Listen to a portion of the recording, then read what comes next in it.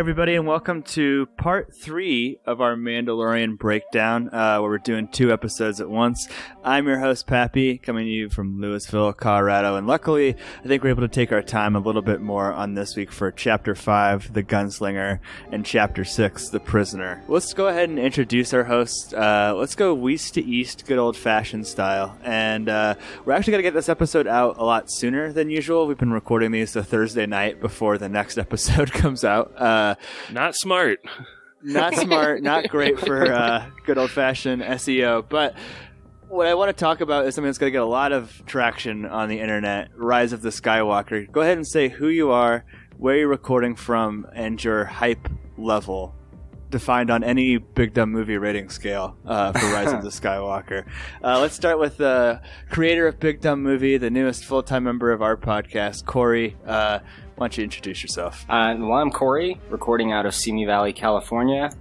And, I mean, you're asking how hyped we are for Rise of Skywalker. I mean, I'm about as hyped as someone could be for a movie, and it's kind of building up over the weeks leading up. So, a few months back, I wasn't super hyped, but it's starting to build, and I'm very excited at this point, as I'm sure Josh is. Are these the movies you get most hyped for? Does anything beat this for you? I'm gonna sound kind of stupid. I know I'm not like like super fancy like you guys with movies, so I get very hyped for Star Wars and Marvel movies. So I'm kind of a pleb, I know, but I do like them. Are you a leaks guy, Korey? Do you try to avoid any spoilers per se? How cold are you going into it? I haven't seen any leaks, so I'm not trying to hint at anything. I watched the first few trailers, and then I don't watch the last few trailers. So I haven't seen the last 2 Rise of Skywalker trailers, or rather the last trailer and then the last TV spot that came out after that. Nice. Yeah, I like I said, I try to avoid any leaks. I haven't seen any of their most recent trailers, but you mentioned Josh, who I think is the next Weesist. I'm not really sure, but why don't you tell us a little bit about yourself, Josh? A little bit about myself. Hi, this is Josh. I'm from Goshen.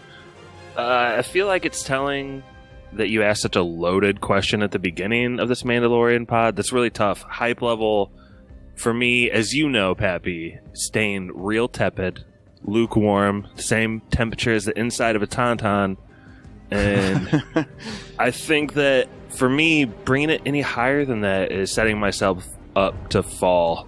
I lived through the prequels when they came out live, and I lived through this last couple seasons of Game of Thrones, so me and pop culture right now, You lived through it. You just barely made it.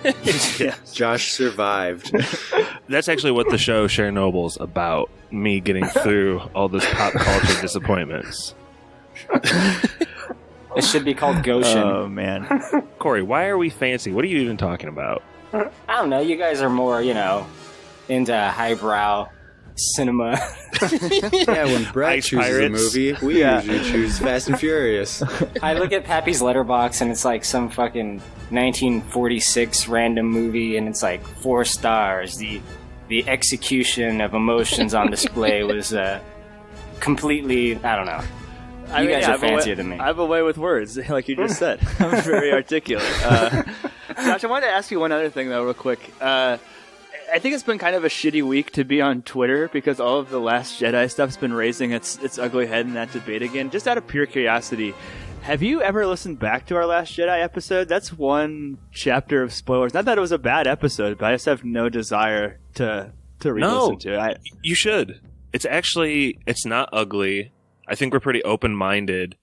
I think I gave it like a soft, disappointed no, but like really we fairly go through all the parts. There's some parts we liked, and honestly, we also played the audio of like 8 other people's reviews during that pod, so a lot of voices are heard. Can we do that again for The Rise of Skywalker? It was a lot of work on the back end, We'll post-production. 903-776-4507 is our spoilers hotline that's never been used, so you can leave us a voicemail there. But the last but not least, I think, Mikey, you were a voice on the Last Jedi podcast, but let's go back to the Mandalorian, or let's go back to Rise of the Skywalker. What's your hype level going into it? I don't know how anybody could be hyped anymore at this point. It feels like they've released like a new clip on Twitter like every day. It's like the whole movie is already out there. But I don't know. I don't really have any sort of hype for these movies. I've never had any hype for this trilogy, really. I mean, I watched the first one in the theater and was kind of hopeful that they could make something out of it, and then the second one came out and I was like, this isn't really for me anymore. So I don't know, I'll probably watch this in a theater, but I'm not going into it expecting it to be nearly in my like top 15 movies of the year at all. I'm not really expecting much at all. Mm-hmm. That's about where I am at the same level, Mikey. I'm just trying not to get my hopes up too high. But I know you've been really hyped up about this show, The Mandalorian. I think you and Stevie are pretty much the reason that we're doing this breakdown. Could you give us a quick kind of high-level synopsis of what happens in Mandalorian 5, The Gunslinger? Like we predicted before, it's another very self-contained story. Yeah. This one is pretty much... It's not exactly a bottle episode, but it's there's only about like 2 locations in this entire episode, and it's a pretty self-contained plot. Mando is in a dogfight and he has to land his ship at a repair dock, and it's run by a very funny mechanic. I can't remember her name, but she's a funny comedian. She's kind of like steals this episode, I think. She's kind of running around with Baby Yoda. Yeah, Amy Sedaris. She's running around with Baby Yoda in this episode. I think it's important to note, though, that he doesn't just land anywhere when he's out there. He lands in Mos Eisley on Tatooine. That's kind of like a big deal, right? I was frustrated by it. He lands a mere 50 doors down, I think, from where the Millennium Falcon was. Like, doors hangar 96 or something like that, and he was at 35, as he'll note a couple times in the episode. He was at 35? You saw that? That's where he tells that one douchebag bounty hunter that he's, where he's actually at, and he meets him there. Toro Calican? Yeah, douchebag McFatterson is what I call him. Is there a reason why we're not exploring, like, literally any other part of this universe, why we're just stuck on these, like, 3 planets in the entire I feel like this is 9 taking movies? Pappy's suspension of disbelief away, in particular.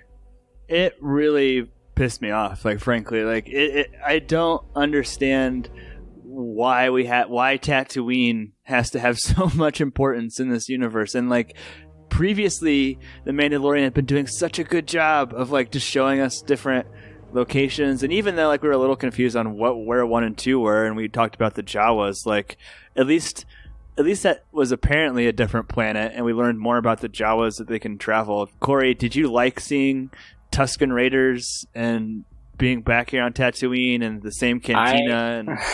I loved it. Okay, I know you did. Here's the thing. I knew at some point in this series we were going to go to a very familiar location and see very familiar things. And it was at episode 5, a little more than halfway through. It did happen, and I mean, of course it was going to, right? So I liked seeing the things we saw. There's so many references in this that, like, I don't know, just made me chuckle or laugh. Well, I think he even uses those throwbacks in Tatooine to say a little bit about the characters in this episode. So Toro Calican mentions Corellia, so he's probably from there, which is where Han Solo's from. This is after Endor, so he clearly knows about Han Solo. I'm sure they have Twitter on Corellia. So yeah, they do. Like, is he kind of trying to retake classic bounty hunter steps from his planet or something? I don't know. Maybe gives you a little insight into what some of these people's motivations are, Pappy. I mean, well, he's sitting in Han Solo's chair, ain't he? Yeah. Like Han Solo, yeah, and apparently like that's literally supposed to be the same cantina that now has droids. I mean, it definitely is. The layout's exactly the same. But yeah, you're right. There's droids behind the bar, and they didn't allow them before. Mm-hmm. And 2019. What was the bounty hunter's name again, or the newbie bounty hunter? Toro.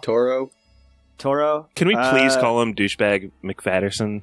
Or not? Well, I was going to say, I'm sure Pixie Bomber correspondent who hails from Seattle would agree that he looks exactly like the quarterback Russell Wilson. I don't like down to his nose and everything. But Mikey, what did you think about him as a character? I mean, like he seems to be kind of a hotshot, and I don't exactly know why Mando is taking the time to help him? Yeah, he has a lot of confidence for being extremely green to the bounty hunting scene. He's kind of trying to play it way too cool with Mando and offers him a job, and Mando turns it down because his first job is going after this extremely amazing assassin or whatever. In Korey, what's her name? Oh God! In the show, it's Fennec Shand. Yeah, he's going after Fennec Shand, and she's like a really amazing assassin or something. And Mando's like, "You're way in over your head. I don't need this heat." So he kind of walks away, and Toro is pretty desperate to get into the Bounty Hunters Guild. So he offers him all of the money for the bounty, so Mando can repair his ship.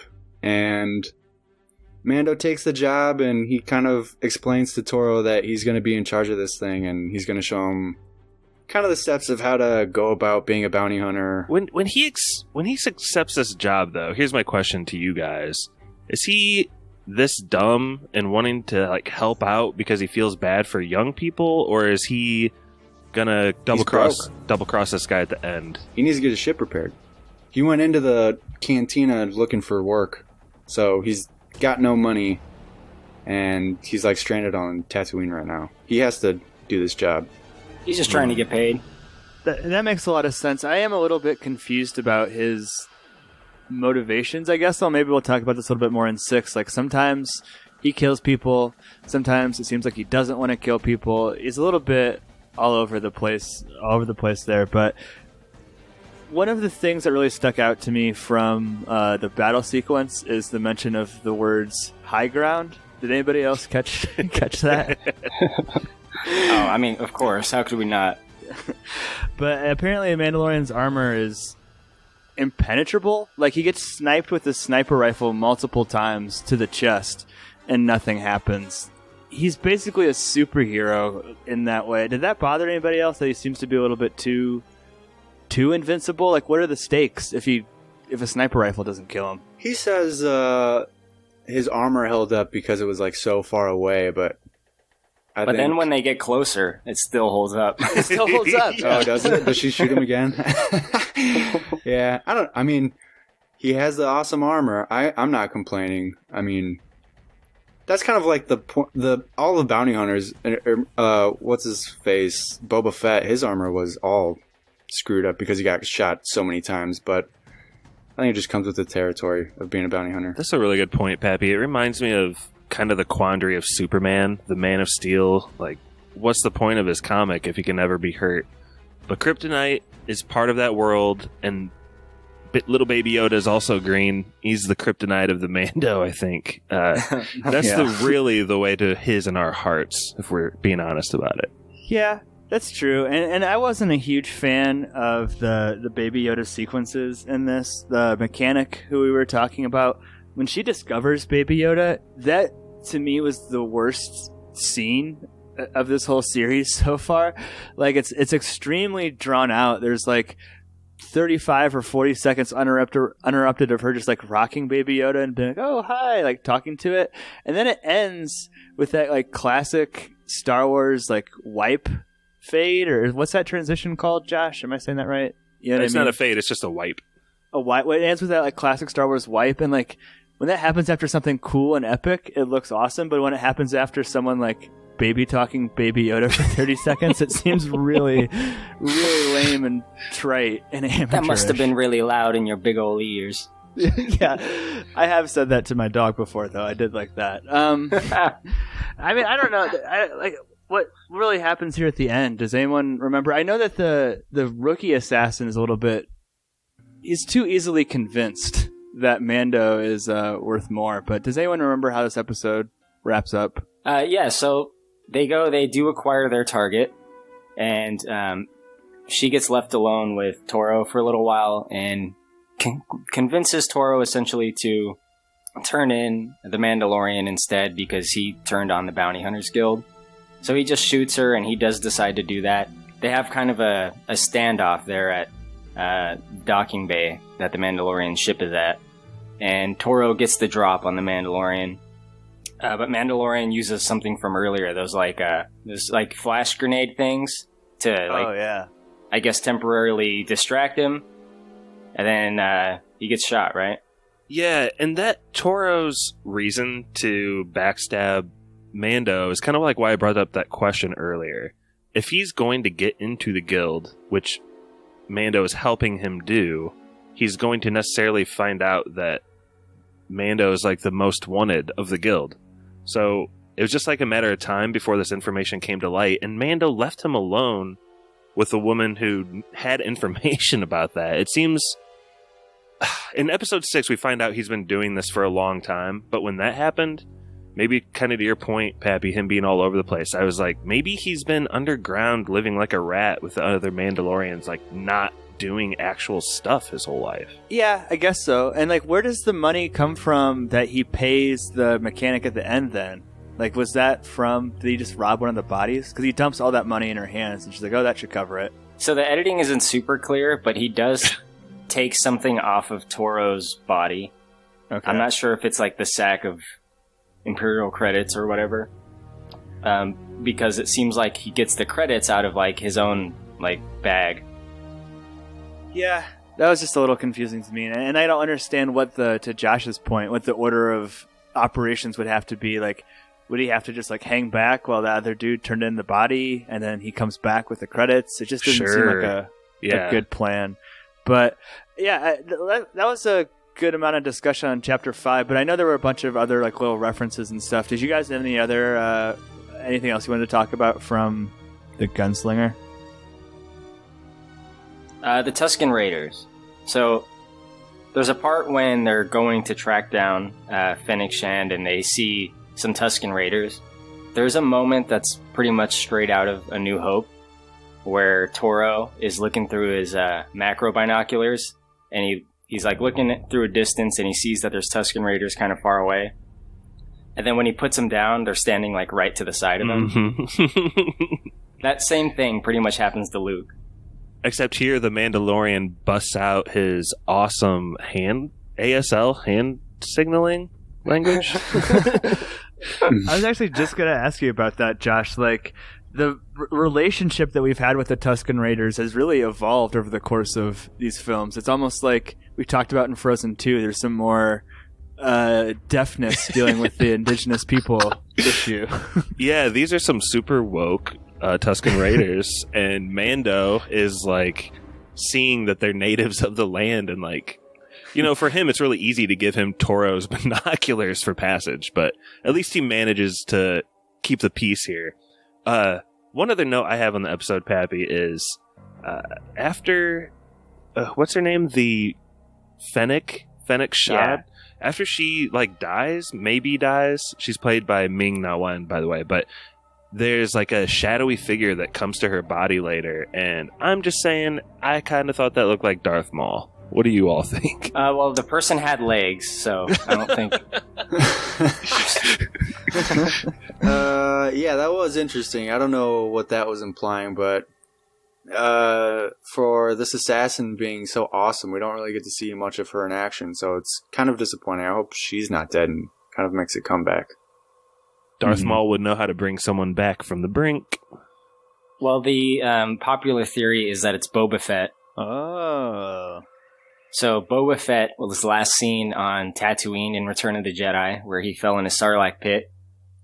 For a while there, the extended universe said that he like escaped out of there. He just basically used his jetpack to fly right out of there after all that went down. So he was fine, actually. That's not canon anymore, but you know, fans are still clamoring for the return of Boba Fett, and it might be in the show. Why does Star Wars always do this, Korey? Why don't they just take the simplest option? Darth Maul actually died when he got cut apart, and Boba Fett actually died, and the clones are the stormtroopers. There's not some like complicated other backstory. Why is it always the most complicated way to get to where we're going? To subvert. I'll have to text George Lucas and ask him later. Okay. I don't know the answer. I do want to say this, though, about the Tusken Raiders. The fact that they couldn't speak verbally, that goes back to, I don't know if you guys ever played the game back in the day, Knights of the Old Republic. Mm-hmm. That's canon in that, which is not canon anymore. But the Tusken Raiders speak a language that, like, no one speaks, like, not even droids. Like, no one has that language. Doesn't it have something to do with smell or something as well? That I don't know. Maybe. Some I know deep Star that- Wars lore for y'all. Yeah. I know that the sign language thing is probably like the thing that would make the most sense because no one's ever been seen communicating with them directly, which is why they're so hostile. Yeah, that would make sense. And yeah, one last thing, speaking of deep Star Wars lore, Josh, is apparently when George Lucas went back and added in like the Greedo shot first stuff, that there was a black mark left on the wall in the cantina, and that's not there anymore. So apparently it's supposed to mean that Han really shot first. Oh my and gosh. people on Star Wars Twitter were rejoicing about that brave choice. But let's go on to Chapter 6.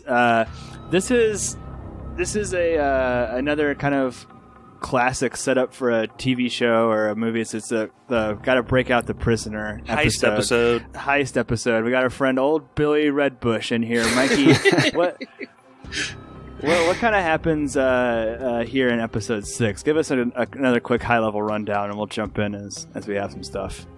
Yeah, Mando needs more money. He always needs space money, which looks just like bronze lug nuts and steel stuff in a bag. So he needs money, and he goes to his old partner Ran, who's played by some guy, Mark Boone Jr. Yeah, he's pretty awesome. He's been in like The Dark Knight. He plays the crooked cop in that. He's a really good actor. Whoa, what do we know him from? We personally know him from Fast and Furious 2. He's the rat where guy. He's the rat guy. Plays a crooked cop who gets his tummy eaten by some rats. But yeah, his name is Ran, and he used to work with Mando, and they used to do bad jobs together. They were, sounds like they were bad guys doing work together. They were in the Sons of Anarchy together back in the day. So Ran needs Mando's ship because it's like so old it doesn't show up on anybody's radar. And they're going to go to this space station that holds prisoners, this Imperial space station that holds prisoners. And they're trying to break out a Twi'lek. They don't know that yet when they get there, but it's a brother of another person they're running this job with. Korey, I know you're more versed in the Star Wars universe. And there's definitely a crew that assembles here. Do any of them stand out to you? The devil guy, maybe?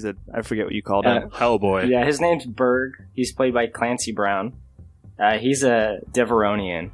Now, the thing that's interesting about their species existing in Star Wars is that the first appearance of one of those characters was in A New Hope in the cantina. It's like a really quick shot of him, too. He's barely in there. It's what the he's hell just is like that? a devil-looking guy, kind of out of place. There's actually another werewolf-looking guy. And in the original version, I think they took the werewolf guy out. But the reason those guys are in there is because they wanted to have a bunch of different creatures in the cantina, and they didn't have the budget to create any. And Rick Baker, who was working on the movie, he was asked by George, like, do you have any extra masks that you've made? And we could just, like, slap them on people. And one of them was, like, a devil mask. So the reason those guys exist in the Star Wars universe is because it just so happens to look like a mask Rick Baker once had that he put on someone that is in the cantina. So now they're a Star Wars species apparently now. And apparently they're like immune to fire as he gets like flamethrowered in the face and just kind of laughs it off at the end of the episode. Yeah, I never knew about that, but it seems to make sense, right? I mean, he's the devil. I mean, Josh, do you like the level of mining that Disney has done of the OT? Like I said, like now just even like a throwaway character that's just there in like a medium close-up shot is now getting explored and fleshed out. Do you appreciate that from Mandalorian, or do you wish that we were moving forward more? They're mining more than you mine space in the mines of Kessel, but I think Nice. Spice. Spice, yummy. You know what? I see where that could bother you, Pappy. Mando has been so fun for me. I prefer to think about how much fun Jon Favreau is able to have with all that. Like, he can pretty much do any single bottle, self-contained episode of anything he wants and feels is exciting, and just pull from this expansive universe things that he thinks are cool. And that sounds really fun, and I think a lot of that fun comes across on screen and as an end result. Yeah, and I'm not trying to be cynical. I actually like the inclusion of the devil guy like way more than I like talking about Jawas or revisiting Tusken Raiders. Like, this is, like, I think it's more of an acute eye for detail. Like, that guy always stuck out to me in A New Hope. And the fact that, like, we're learning more about his species, I think it is kind of cool. But, Mikey, we talked about Bill Burr earlier, or I mentioned his Red Bush. What did you think of his acting in this episode? I thought he was awesome, honestly. He plays...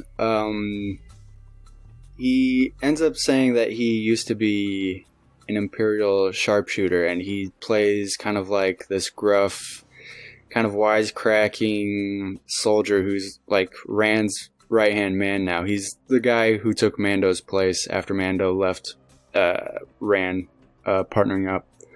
But yeah, he runs the show now, and he's got little quips and stuff for Mando, just like sizing him up and down. I mean, I think Bill does a great job, and I love that they didn't kill him at the end, because there's always a chance that he could come back. And I think people on Twitter were like, I really hope Bill Burr comes back, because he was probably the best part of that episode. So I love it. So, remind you guys of Cypher at all from The Matrix? Yeah. A little. Like his attitude or the way he looks? Or both? Yes, and yes. Well, I thought he did a great job too with, like, you can tell that there's something rotten in Denver about this whole sort of exhibition. Like, there's some whispering and there's some, like, tension being drawn. But when Baby Yoda reveals himself, there's, like, this really great moment of tension where Bill Burr's like, I might just keep it for myself. And, like, you just don't know, like, where that's going to go. And it's kind of disrupted by the plane getting jostled and Baby Yoda flying over the plane, and thank God he was okay. But what kind of happens, Korey, then at the middle end of this episode? Like, there's a double cross, and the Zero droid is sort of looking for Baby Yoda. We're cutting back and forth between those two things. Yeah, so when they're going to rescue this prisoner, it's going pretty routine for the most part. There is a moment, there's a really good action scene, I think one of the better action scenes of the show, where they take out some droids, but everyone in Mando's crew is pretty much pinned down, and I don't know, seems kind of hopeless because all the droids are just approaching him, but Mando comes up and just, like, single-handedly takes them all out. It's pretty epic. But it's not, like, perfect. He's kind of struggling in there. I don't know. I think it's a good representation of the Mandalorian in action, because he, like, falls down a lot. He you know, almost gets taken out a few times. It's pretty good. And nobody's helping him. Yeah, nobody helps him. Those sons of bitches. I just love when they drop down in the ship, the Republic ship, for the first time, and you see those, like, sterile white walls, and I don't know, that I know that's, like, hearkening back to stuff, Pappy, that we've seen before, but it makes sense to have this, like, one prison thing, all with one guy operating all these droids. Like, that's probably kind of how the Republic operated, right? I guess. Yeah, and I love that the guy who is flying the ship has those. I don't know what I don't know if the helmet has a name, but those classic. They call him like an egghead at one point. But he has like the same helmets and kind of the same costuming as you have in the OT. And yeah, the sterile white walls didn't bother me. I couldn't help but think of, like, how much I hate Rogue One, because they're able to sort of land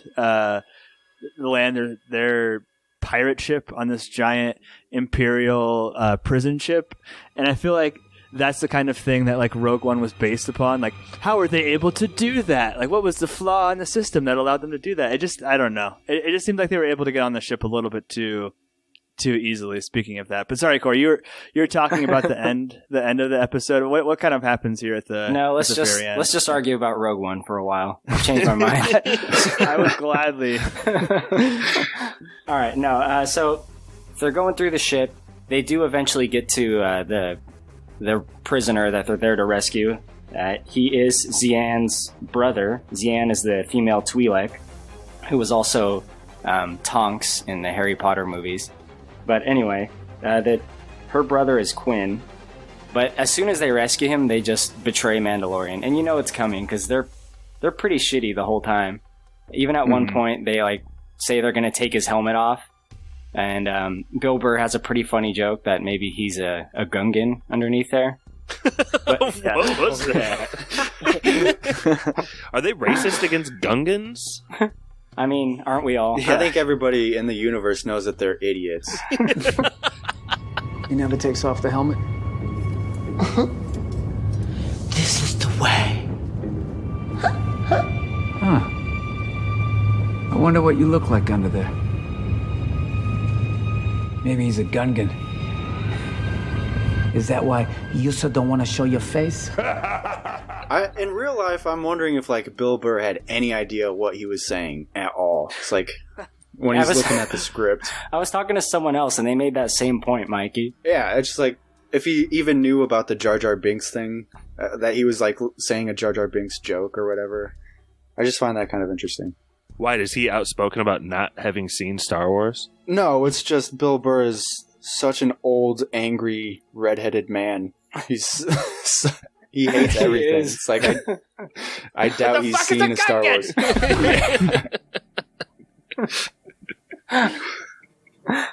Yeah, I don't know. Yeah, I mean the double cross is pretty well telegraphed, and I think I teased it earlier. Josh, I am a little confused on the morality of the Mandalorian, and it feels like the point of this episode, I mean, other than just being, another standalone story, the way that this kind of contributes to the serialization is we get more about his character, right? We learn that he was a really bad dude, and like, it almost sounds like he was involved in a genocide at one point. They're mentioning like, but you liked to kill all those people or something, and like, I know your true nature. To now he clearly had the opportunity to sort of like kill everybody in that squad, and he chooses not to. They all end up in jail, and it's kind of almost a cliffhanger till the end that you find out that he didn't kill them. Is the catalyst for this, Josh, Baby Yoda? Like, is that what we're supposed to be like gleaning from this? That's why he's making a change? Are you confused because he's the protagonist and he's already made like a change before it even started? The protagonist? Yeah, I don't know why. Josh, did you change when you became a father? Did you lose that killer instinct? Yeah. I don't... Yoda's 50. They're colleagues. Sometimes I don't see him as, like, his son as much. Colleagues. Baby Yoda gets carried and dropped in these last 2 episodes. He's definitely not a colleague. Child. Never toss a dwarf. I think eventually we'll see something happen to Mando besides Yoda, Pappy. I don't think he's the cause of that. I think him saving Yoda in the first place is maybe like one of his first acts as the new him or something. I don't know. Even from the first episode, Pappy, he's been really concerned about the foundlings. He's a bounty hunter. He just gets himself in ugly situations. Who knows what had happened in the past when he's running with the Sands of Anarchy? They kind of say that about the whole bounty hunter way of life too. I mean, they take jobs for whoever's paying. That's kind of what a bounty hunter does. So I'm sure he has done really bad stuff before, but I think he knows now that some of the stuff that he did was really bad, and I think he is kind of making a change. I think his justification at the time of those jobs was like, I'm here to do my job. We know that he's very like, I'm going to do this job and finish it, and I'm going to do it even if like the job is to, free someone in carbonite and turn him in, and I got to crack some skulls along the way. But I don't think if it's part of the job he necessarily wants to, especially with, him now being like a father figure to Baby Yoda. I have a wide snapshot question to Pappy. What do you think is going on with the rest of the Mandalorians? Because we heard Fennec from the last episode say something like, it didn't go well on that planet, but you got out. And we heard the Twi'lek in this episode say something like, why are the Mandalorians all dead? So do you think part of... I don't know. I'm seeing down the road that maybe this series is going to be about the Mandalorian rebuilding that culture or something. I think that would be kind of cool. It seems to be like something happened in the transition of power. If that was like the rebels wiping out the Mandalorians because they were agents of the Empire, or the Empire wiping out the Mandalorian at the end of their reign because they posed some kind of potential threat. Like, I would like to learn more about that. And I think that this show has done a good job of sort of like hinting at the culture. Like, apparently it's implied that he and the purple lady banged, right? That's what. With his socks and helmet on, bro. With his socks and helmet on. Like a true gentleman. So they're allowed to have sex, I guess, but just not take off their helmet. Yeah, I don't know. I guess that's to be seen. Real quick before we get into any yes or no's, do you guys have any predictions on how, maybe not the series will end, but are there any sort of season revelations that you think will happen?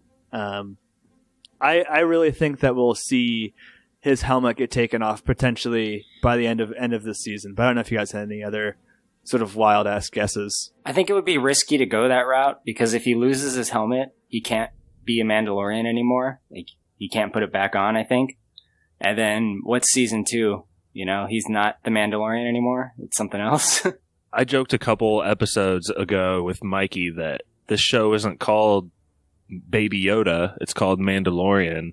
But what if Mandalorian, Mando, brings in Baby Yoda as like his first foundling or something, and Baby Yoda is the Mandalorian that the title is talking about?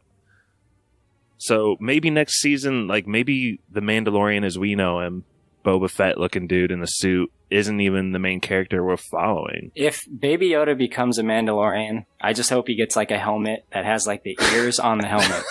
Oh God. Metal ears. You can't hide that face away behind a trash can. He's such an impossibly small target too. It's only to his advantage to become a bounty hunter. And we know they can hop around. They can do all kinds of flips. I think we're definitely going to get some scene of Baby Yoda going all out on his powers, because he's been trying to use it on lots of different things in like every episode. And he's always been kind of interrupted or put back in his baby carriage or something before he ever gets to do anything. So I think maybe I'm gonna say this. This is a very on the nose prediction. I'm gonna say Mando is about to get his helmet taken off, and Baby Yoda force pushes it back on his head, and then Mando destroys everybody who's trying to take his helmet off.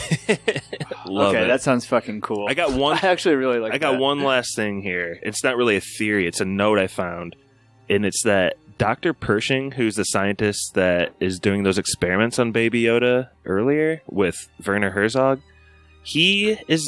they have spotted, and by they I mean the internet folks, have noticed that he wears a insignia of Camino on his jacket, which is the big cloning. Yeah, damn good ones too. Yeah. So is Baby Yoda a clone? So they're trying to clone Baby Yoda, is where that's going, I guess. They're trying to clone him. He already is a clone. He's actual Yoda's son, because Yoda was banging on the side. Who is Baby Yoda? Will we find that out in season 1? I tend to lean away from the Yoda had a side chick, but I think the cloning thing is probably right on. And yeah, to Mikey, to your point, I love the way that this episode ended, where Baby Yoda's kind of hand was like reaching out, and you thought for a second that he exploded the droid Zero, but it was really just Mandalorian shooting from behind. Yeah, I forgot about that. That was hilarious. That was a great misdirect and a way to end this episode. But the way we end every episode of Spoilers is each of our hosts goes around and gives a yes or no for the piece of media that we just talked about. You can do your yes for both episodes, split it apart, but let's start with Josh. Yeah, I'll just give both of them a yes. I think I haven't hidden my appreciation for the series behind very many walls here. I love it. I've been seeing headlines recently like, oh, episode 5 is another standalone throwaway episode, etc. And I just disagree. I think there are little hints of an overarching story here, but I love the episode Adventure of the Week items he's got going on here. Jon Favreau is doing a great job with this series, especially with using so many different big actors for such little time and different directors on these episodes. I think it's pretty amazing what's come together here. So big yes for me. Yeah, and to that episode of the week point, I think we did a really good job of calling that. I think it's in the first or second episode we start talking about this might be more of a self-contained adventure of the week story, and that's proven to be true. I'll go ahead and go next. I'm going to give 5 a soft no and 6 a yes. My rationale behind the soft no is I just think it's really cowardly storytelling to go back to Tatooine, and this show has excelled in breaking a lot of modern television conventions in a lot of ways, and been bold about not dwelling on exposition, but to fall on the crutch of Tatooine again, I thought was really, really disappointing. And there was something about that episode just kind of felt off in general. Like, I don't think Baby Yoda looked was good in that episode. Like I said, the relationship with like Baby Yoda and the mechanic just felt like pure filler time. And yeah, I don't know. That was just definitely my least favorite episode of the series so far. But 6 felt like a return to form for the series. Love seeing Bill Burr. Would love to see him in more episodes. And yeah, I love when it's taking a specific kind of story, like the Seven Samurai story or a Prison Break story. And the Bounty Hunter one didn't work as much for me, but I love when it's taking a certain kind of story and doing that like through the lens of Star Wars. I think that's really, really cool. Mikey, why don't you go ahead and give your yes or no for the Gunslinger and the Prisoner? Yeah, I think Gunslinger Chapter 5 was probably the weakest of the season so far. Doesn't mean that I hated it. I like all of these episodes, but there was something missing from that. It just seemed like plot-wise, you go from point A to point B, and then we're backtracking back to point A, and that's kind of the whole episode. So it felt like there was maybe more that could have been explored there. And as far as just like reusing the same planets and stuff, I'm sure that bothers people that actually know a lot about Star Wars, or maybe they love it, I don't know, but I know so little about Star Wars that it doesn't really affect me. I'm just curious why it's an infinite universe. I mean, you could make up anything and just say you're on a new planet, but they keep reusing the same planet. So I find that a little odd, but I think Chapter 6 is the best episode we've gotten this season. And like Josh said, all of these small bit characters, they're legit actors and they're just cameos in these episodes, but it's amazing. Like, they got Clancy Brown to put on a full suit of makeup and get blasted in the face with fire for this episode. It's awesome. And Bill Burr has got 3 guns and a gun on his backpack that shoots. It's awesome. I mean, that was so cool. Even the choices for these cameos are like so far out of what you would normally see in big productions like this. So I love where they're going with the casting choices and everything, and I really hope they never stray away from the self-contained plot point episodes. I mean, I think it just makes for good TV. I don't need the overarching story for every TV show that I'm watching. I like the short bursts of what we're getting in Mando. So I'll give Chapter 6 a super hard yes. And last but not least, Korey from Simi Valley, proprietor of the Kylo Ren Memes Instagram account. What do you say for the penultimate episode that we're doing on The Mandalorian, 5 and 6? Well, I'm going to keep mine pretty short, but I'm going to give both 5 and 6 a yes. I can see why some people wouldn't like 5 as much, but me personally, I loved it. I think Star Wars is pretty heavily nostalgia driven, so to give all these like fan servicey things in episode 5, I thought was fun, but I can see how it'd be kind of irritating to some. I like seeing pit droids and hearing someone say, you know, they're no good to us dead. I like these things. I don't know why. But 6 especially was really good. I think the action scene in 6 with the Mandalorian is amazing. You know, it's pretty cool to see this person utilize all his skills, and I don't know, I just thought it was a good time. There were some really good moments of tension in 6, and I think the show is just like amazing. I think it's one of the best shows out there, at least for me, being a huge Star Wars fan. It's a lot of fun. The stakes are high when they need to be high. There's moments of comedy. There's good action. You know, they spared no expense on the budget, and I think it shows. I'm going to give them both a yes. Kylo Ren Does your wife watch this with you? My wife is like a casual Star Wars observer. She really likes this show. She watched 5 and 6 with me. And the other ones, she's kind of like seeing bits and pieces while I'm watching them.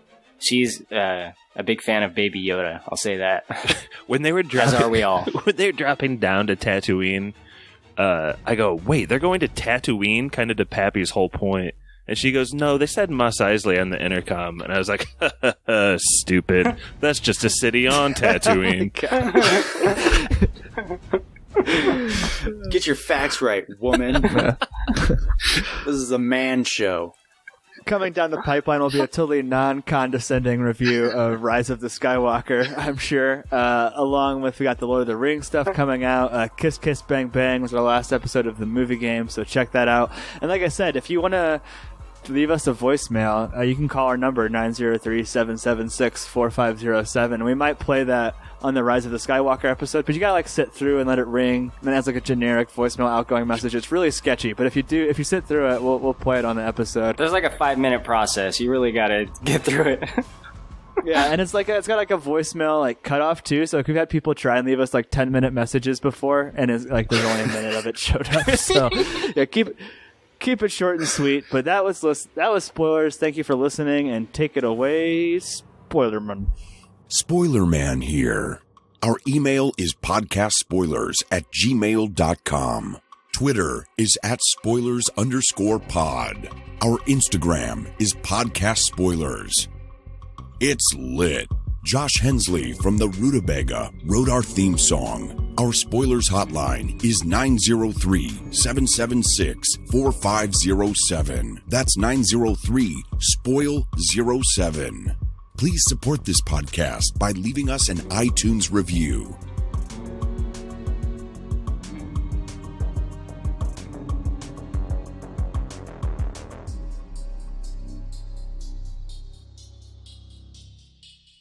That was Spoilers.